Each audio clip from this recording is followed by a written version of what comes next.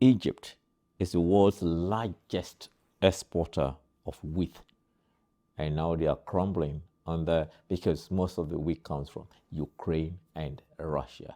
How can vast Africa with tropical rainforests that you can farm 24, I mean, how round the year, 365, 66 days, be yearning for wheat and other foodstuffs, potatoes, Irish potatoes, Germans call it Kartoffel. Pandemic and these Putin Eurocentric tribal wars have shown the backside of our global need for Africa to form an economic union.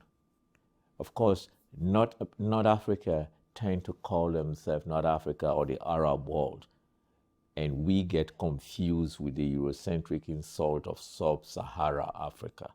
How can you solve Africa? We're no longer solved. But in all this mess, the most disgusting thing about the African trend, the global African trend, are twofold. One, the AU rejecting Haiti of not being Africa enough to become a member of the African Union is despicable, ill-informed, and miseducative. We're still wannabes.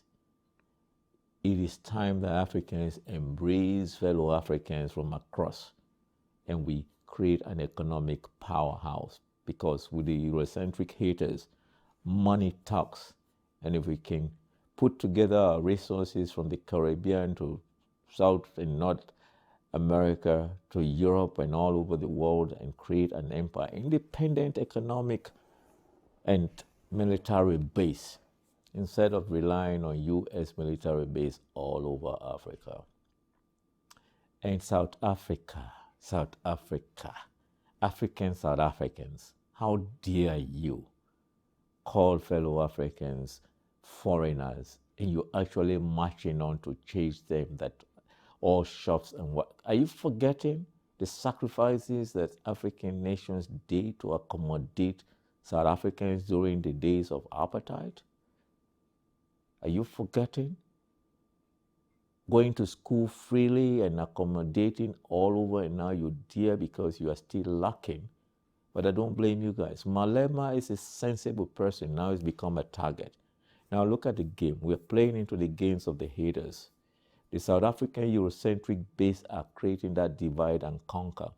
They are sponsoring those so-called xenophobic anti-foreigners, but they will not touch Europeans who are foreigners and who are controlling their borders. Malema is the target, so it is a facade to tackle EFF growing mandate that Africa is for Africans. But it's despicable, you know. And of course, last but not the least is Africans in different countries trying to hold their government as if it's the only place where economic woes are. Are you blinded to what is happening globally? No. Instead of people working to create things, they wait for government to feed them. Government cannot feed you. Government can create opportunities. But again, our leaders are still drunk in assimilation, waiting for that addictive insanity drugs called aid and loans, or foreign investors who are really foreign tormentors. But can you blame them when Africans are not putting their funds together to invest on Africans and Africa? It is time for Africa to wake up. The pandemic have shown Africa that if you don't invest on homegrown infrastructures, you are doomed. It is time for Africa to have a central disease control mechanism and an economic union. East Africa is on the march to do it.